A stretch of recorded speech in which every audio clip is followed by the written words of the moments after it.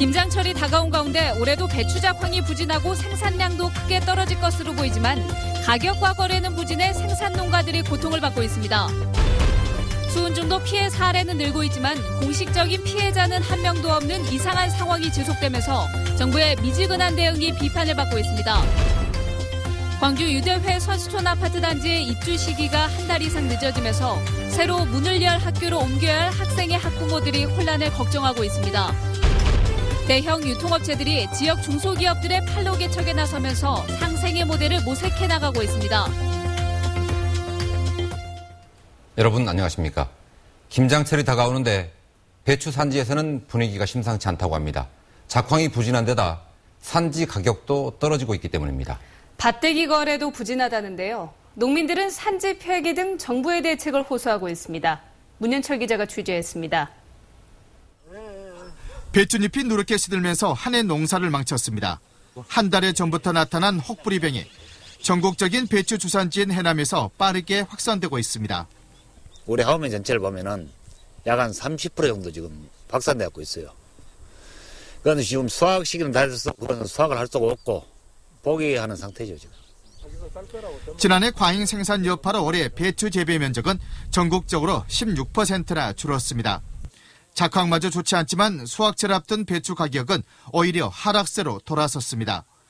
중간 상인들이 외면하면서 밭대기 거래도 위축돼 수확을 앞둔 지금까지 계약률이 30% 수준에 그치고 있습니다. 생산량이 감소했는데도 가격과 거래까지 부진한 것은 이례적인 일입니다. 옛날처럼 포장 거래는 전혀 지금 이루어지지 않고요. 상인들이 계약 포전을 실제로 계약금 자체를 기피하는 이런 현상으로 이어지고 있습니다. 값싼 중국산 김치와 배추 생산량이 넘쳐나고 불황에 따른 소비 침체도 배추값 폭락에 큰 영향을 미치고 있습니다. 수확에 나선 농민들은 올해도 생산비조차 건지지 못하게 됐다며 울상을 짓고 있습니다. 농민들은 정부가 산지 실정을 정확하게 파악해 산지 폐기 등 시장 격리 조치를 서둘러야 한다고 입을 모으고 있습니다. 또 배추 파동이 반복되고 있지만 대체 장목을 찾기 어렵다며 정부가 휴경제 도입 등 근본적인 대책을 찾아야 한다고 주장했습니다. MBC 뉴스 문현철입니다. 광주의 김장 적기는 12월 11일쯤으로 예측됐습니다. 기상청이 발표한 지역별 김장 적기에 따르면 광주는 12월 11일, 목포와 여수 등 남해안 지역은 12월 하순 이후가 될 것으로 전망했습니다. 김장 적기는 일 평균 기온이 4도 이하이고 최저 기온이 영하를 유지할 때를 기준으로 하는데 기상청은 남부 지역의 김장 적기가 평년보다 늦어지는 것으로 예측했습니다.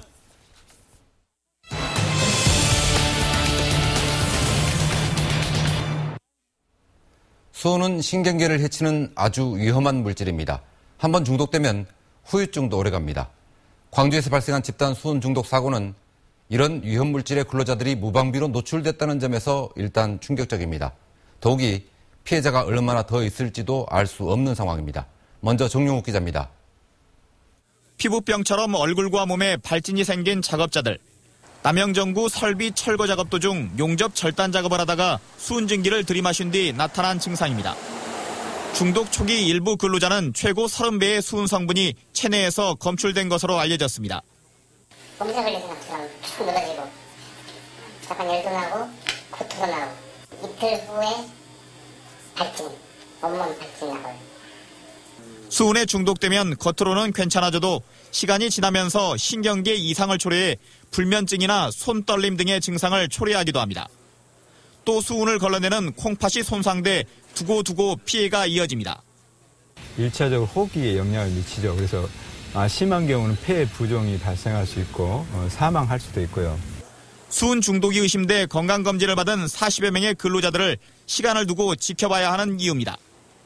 특히 남영정구의 경우 안전장치나 보호장비 없이 밀폐된 공간에서 고농도의 수은에 노출됐을 가능성이 높아 심각성을 더합니다. 그 수은에 대한 노출 정도는 심각한 정도였을 것이고 또 급속도로 피부와 호흡기로 노출이 돼서 그물이 체내에 축적됐을 가능성이 굉장히 높습니다. 영산강 환경청은 남영정구 측이 잔류 수은과 폐기물을 불법 매립했음을 확인했습니다. 따라서 토양과 수질, 지하수 오염 우려가 있고 2차, 3차의 환경 재앙으로 이어질 수도 있습니다. 실제로 1950년대 일본에서는 2,200여 명의 주민이 수은 중독으로 인한 미나마타병에 걸렸는데 한 화학 공장에서 방류한 유기수은이 원인이었습니다. MBC 뉴스 정용욱입니다. 상황의 심각성에도 불구하고 수은 중독 사고에 대한 관련 기관의 대응은 지지부진합니다. 산재를 신청한 환자들은 치료조차 제대로 못 받고 있는데 노동청은 몇 달째 역학조사만 하고 있습니다. 송정근 기자입니다. 소변 등에서 수은이 검출돼 산업재해를 신청한 근로자는 지금까지 모두 6명. 이 가운데 아직까지 단 한 명도 산재를 인정받지 못했습니다. 근로자들이 맹독성 물질인 수은에 중독된 지 수개월이 지났지만 언제쯤 제대로 된 산재 인정을 받을 수 있을지는 미지수입니다. 넉 달 전에 산재를 신청했지만 관련 기관이 역학조사 결과가 나오기만을 기다리고 있어서입니다. 실제 그 작업 현장에서 그 수은이 중독됐는지를 확인하는 절차인데요.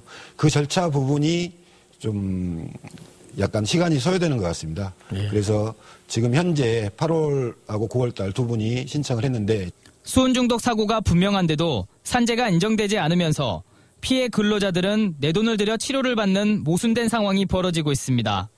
다른 주변처럼 약을 먹고 날 수 있는 것도 아니고 그래서 지금 저희들이 자비를 온다고 해도 지금 일도 못하고 있고 그러는데 저희 보면 한 대라도 빨리 배워서 2, 3차 피해를 우려한 환경단체들은 민관 합동조사단 구성을 촉구했습니다.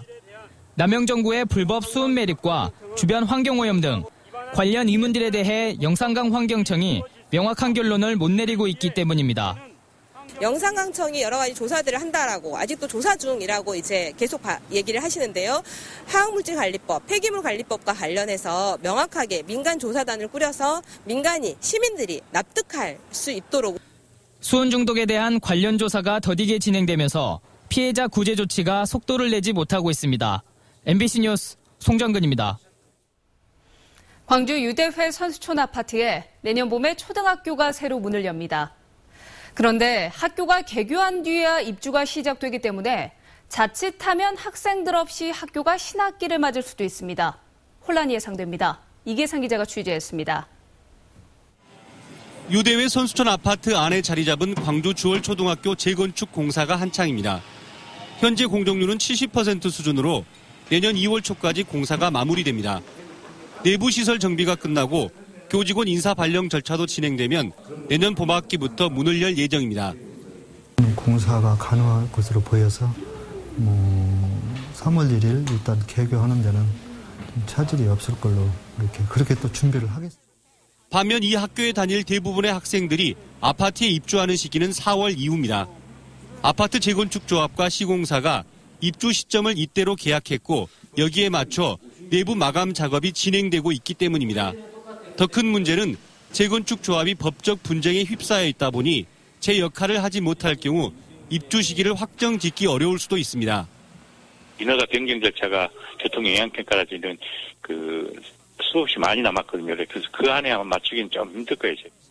3,700여 가구의 학생들을 감안해서 초등학교 개교 준비는 진행되지만 정작 학생이 부족해 학사 일정이 파행을 겪을 가능성이 높습니다. 내년 학기 초에 자녀를 전학시킬 학부모들은 어수선한 학습 분위기를 걱정할 수밖에 없습니다. 분위기 잘 타는 애들은 거기에 휩쓸려서 공부하는 데 지장이잖아요. 집중이 안 될 것 같아요. 3년여 만에 재개교하는 주월초등학교가 초기부터 삐걱거리지 않도록 광주시와 교육청 등이 더 늦기 전에 대책을 세워야 한다는 목소리가 높습니다. MBC 뉴스 이계상입니다. 오늘 오전 9시 50분쯤 해남 두륜산 케이블카가 운행 중 멈춰서면서 승객과 직원 등 49명이 3시간 넘게 공포에 시달렸습니다.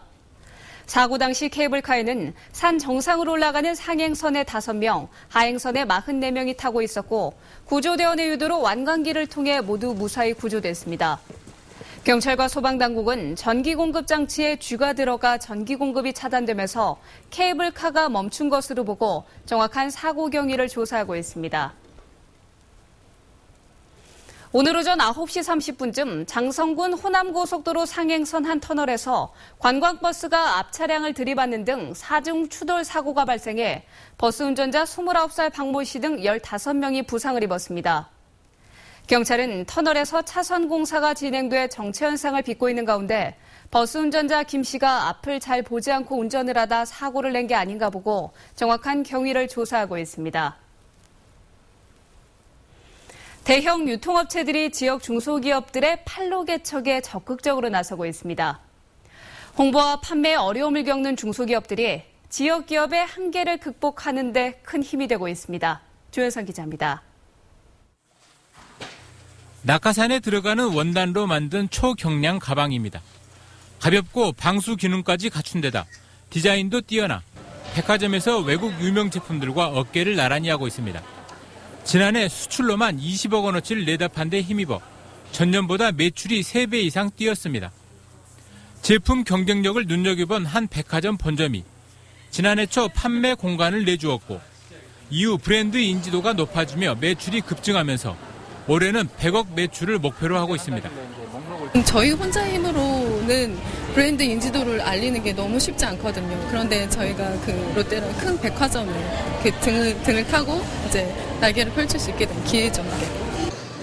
한지로 만든 속옷과 양말, 사용할 때마다 천연 식물 향을 맡을 수 있는 허브 찜질팩, 깨지지 않는 강화 유리에 고급스러운 디자인을 입힌 도마와 식탁용 매트, 광주 남부 지역 중소기업들이 만든 우수 제품들이 한자리에서 선보이고 있습니다.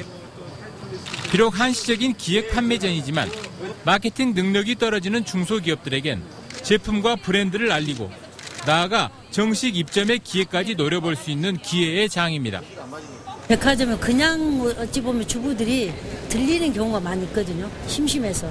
들리는 경우에 가서 이제 눈에 띄면 구입까지 할 수 있고 홍보 효과는 훨씬 여기에 낫죠. 아직은 미흡하다는 평가 속에서도 유통 대기업과 지역 중소기업이 동반 성장을 통한 상생을 조금씩 현실로 만들어가고 있습니다. MBC 뉴스 조윤성입니다. 역사를 전공하는 대학생들이 한국사교과서 국정화에 반발하며 선언문을 발표했습니다. 전남대학교 사학과 학생과 대학원생 강사 등 140여 명은 선언문에서 한국사교과서 국정화는 학문과 교육의 존립 근거를 부정하는 것이고 민주주의의 가치와 질서를 훼손하는 시대착오적인 폭력 행위라고 주장했습니다. 이들은 역사를 권력의 신여로 악용하려는 정부와 여당에 맞서 끝까지 저항할 것을 결의한다고 밝혔습니다. 영산강에서 쾌속 유람선이 운항을 시작했습니다. 나주시는 영산포 선착장에서 취항식을 갖고 현대식 유람선인 영산강호의 운항을 시작했습니다. 국비와 시비 등 7억 원을 들여 만든 영산강호는 영산포 선착장과 승천보 구간을 운항하는데 현재 운영 중인 황포돛배보다 속도가 2배 정도 빠릅니다. 광주에서 나주 빛가람 혁신도시를 연결하는 직행 좌석버스가 운행됩니다. 광주시는 국토교통부가 혁신도시 노선 조정 신청을 인용함에 따라 오는 28일부터 직행 좌석버스 2번이 혁신도시까지 연장 운행한다고 밝혔습니다. 광주시는 지난 6월 조선대에서 혁신도시를 운행하는 좌석버스 2번을 신설했지만 나주시가 동의하지 않아 그동안에는 도산역까지만 버스를 운행해왔습니다. 세계의 차문화를 한눈에 볼 수 있는 세계 차문화 전시회가 광주에서 열렸습니다. 오늘부터 나흘 동안 광주 김대중 컨벤션 센터에서 진행되는 세계 차문화 전시회에는 15개 나라 40여 명의 차 전문가들이 참가해서 각국의 독특한 차문화를 선보이고 있습니다.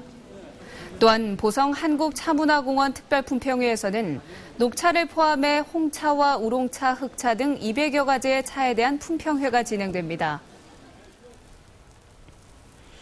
광주 MBC 시사토론 프로그램인 토론인 광주가 보육제도 개선을 위해 노력한 공로로 광주시장 표창을 받았습니다.